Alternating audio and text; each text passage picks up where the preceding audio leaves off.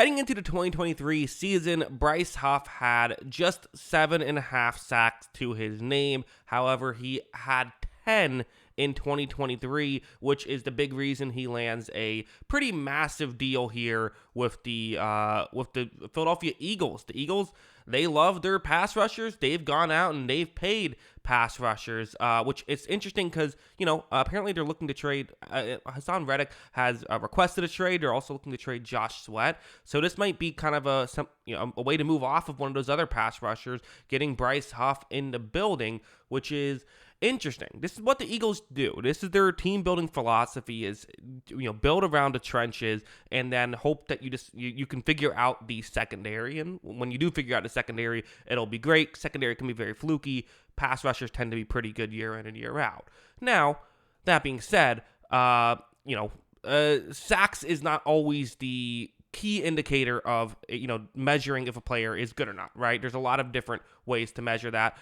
You look at Huff, say, wow, 10 sacks in just 481 snaps. That's an amazing total. Well, keep in mind, Jets had a very good defensive line, and Huff is someone who his advanced numbers are still very good. So I wouldn't be overly concerned about any of that. Very good pass rusher. Run defense, not spectacular, but the Eagles do love to rotate their guys. So from a fit perspective, it's actually a pretty great fit, I would say. I think he'll do very similar things.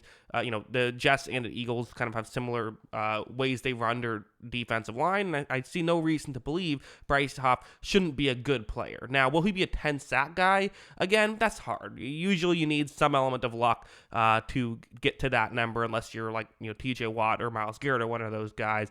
But I don't know if it'll be that. That is a career year. And let's just be honest.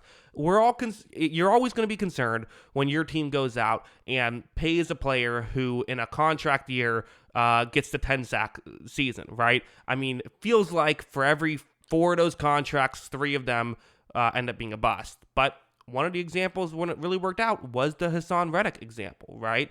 The Eagles went out and they said, we're gonna add Reddick. But I would say Reddick at least was a bit of a unique case in the sense of the Cardinals were trying to make him an off-ball linebacker, and then he kind of finally, he's one-year wonder for a reason because it was kind of his first time being in that traditional role. Bryce Huff, though, also a guy who this is kind of the first time he's had a significant playing time. So I would also say that there is kind of a reason for that as well. I wouldn't be overly concerned about the one-year wonder, although I would be a little bit concerned if you're hoping for him to be like a true number 1 edge rusher. I don't know if he's quite that, but I do think he's very good. I do think there's a lot of value in Bryce Huff. And again, this is a position that they value. Now, the contract itself, $51 million for 3 years. You're paying him some money. No denying that. But this also isn't one of the top of the line edge rusher deals. It's some money. It is. You're paying him a good amount of money, but not the end of the world. So I think it's probably a solid move given what they're trying to do. I think it makes sense. So yeah, those are kind of my thoughts on the Bryce Huff contract. That's what I think about that. Let me know what you think in the comments below. Make sure to hit the subscribe button if you'd like. Also, if you want to check out my movie channel, if you're interested, I just uploaded a Dune 2 review. Had some tier lists and some fun stuff there. Link is in the description for that. Check that out if you're interested. But yeah, those are my thoughts. What are yours? Let me know in the comments below. Always love hearing from you. And of course, as always, thanks for watching.